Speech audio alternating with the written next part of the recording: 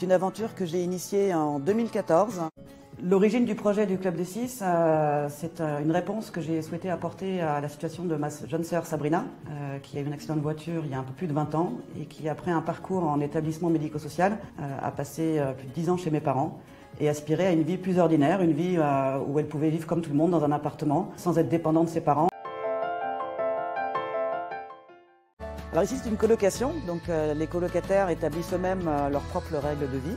Chacun va contribuer au quotidien, que ce soit la mise de table, la préparation du repas. Ils se répartissent les tâches quotidiennes, donc chacun a sa méthode. Ici ils ont un grand tableau où chaque tâche est affectée à chaque colocataire, que ce soit la mise de table, la préparation du repas, le passage de l'aspirateur.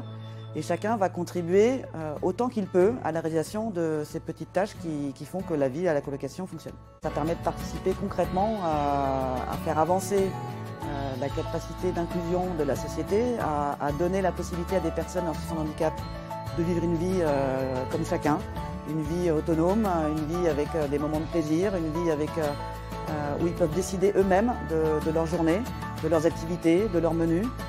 Et ils peuvent aller faire leurs courses comme tout un chacun et participer tout simplement à la vie de quartier, comme on le fait tous aussi.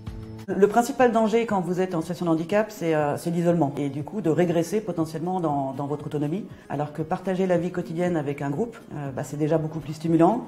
On s'entraide, on communique, on développe ce que je vais appeler les compétences sociales. Ils vont soit intervenir par exemple auprès d'enfants en crèche, dans les auto-écoles, en prévention routière, auprès de personnes âgées en maison de retraite qui sont en situation d'isolement. Et ce qui fait qu'elles retrouvent une activité qui prend du sens pour elles et qui les motive à se lever le matin.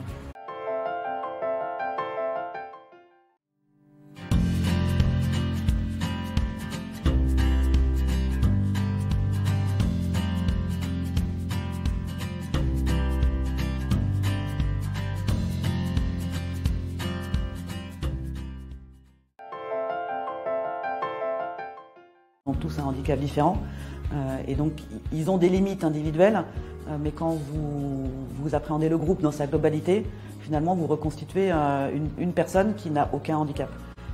Et c'est assez magique de voir effectivement à quel point se développent ces notions de solidarité, de complémentarité au sein de chacun des groupes qu'on accueille dans nos colocations.